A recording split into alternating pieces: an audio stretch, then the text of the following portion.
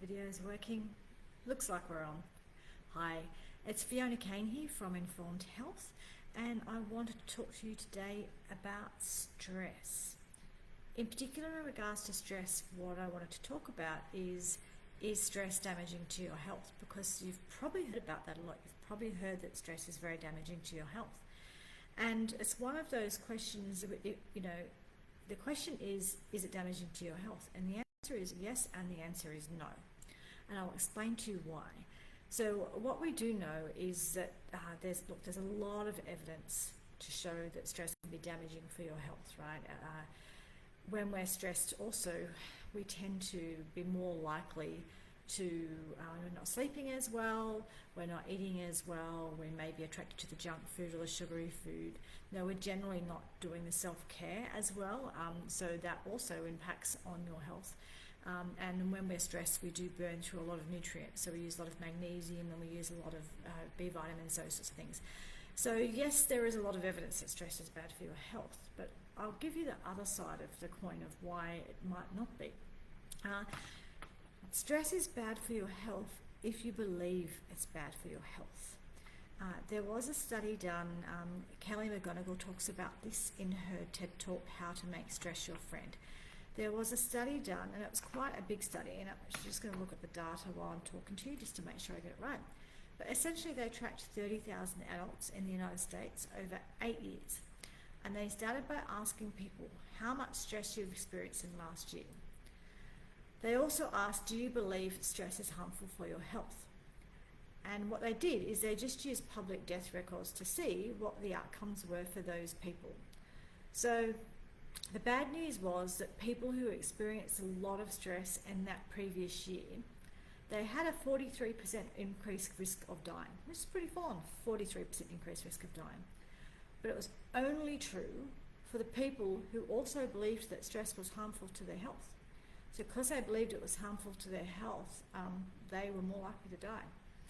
People who experienced a lot of stress but didn't view stress as harmful were no more likely to die. In fact, they had the lowest risk of everybody. So they had an even lower risk than the people who didn't experience stress in that 12 months.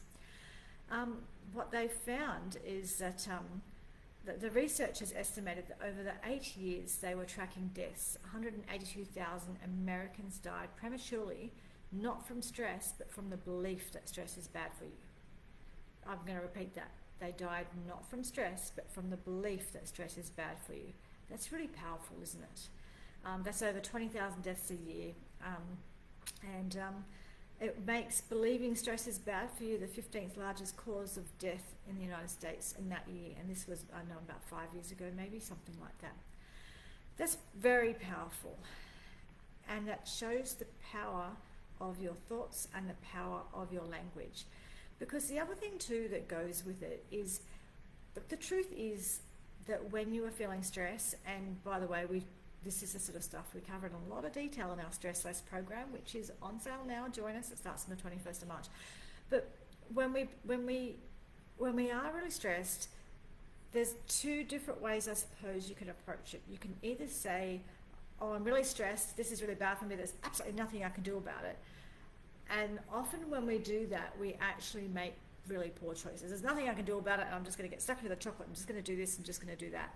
Or you can say, okay, I'm really stressed, and there might not be a lot you can do at the time. There's, it depends on what's going on for you, but there's something you can do, because you can pay attention to your breathing every so often throughout the day.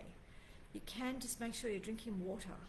You can maybe go for a 5-minute walk just to kind of, get rid of the stress. You can shake it off and breathe. You can listen to music for 5 minutes just to sort of, calm you or whatever it is. You can choose to eat some healthy things as well. And I don't, so it's not a judgment on anyone. I had the most stressful year of my life last year, and when it was at its height, and when I had limited time because I was busy with other things, I was eating too much chocolate and I wasn't looking after myself as well as it could be.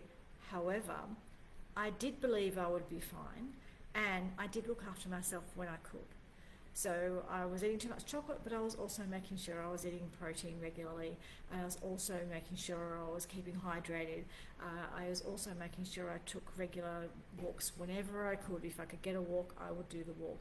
And I paid attention to things like my breathing, and if I was getting overwhelmed, I would take myself outside for a moment and just calm myself down, right? So I think that has a lot to do with your belief around the stress too, because it's the same as any sort of even health conditions or whatever, that if you believe I've just got this thing, there's nothing I can do about it, we often then not only do we not do anything about it, but we often do more harmful things, or kind of just give up and say, oh well, I can't do anything about it, I may as well just eat the chocolate. And you know, you can eat the chocolate, that's fine, but it's just about like the overall your overall response to it. So anyway, it is really powerful. What you think is really powerful. And if you believe that stress will kill you, you will be right. If you believe that stress is a part of life, and you will do the best you can to manage yourself throughout it, and then maybe when that period settles down, or when that thing is changed, or that thing is over, you might then choose to then, you know, really look after yourself, which is what I did last year after I went through my really stressful period when my mother died. I went back to sort of really, I even now practicing a huge amount of self-care just to try and recover emotionally and physically from it, right? So anyway, what you believe is very powerful. If you believe that stress will kill you, you will be right.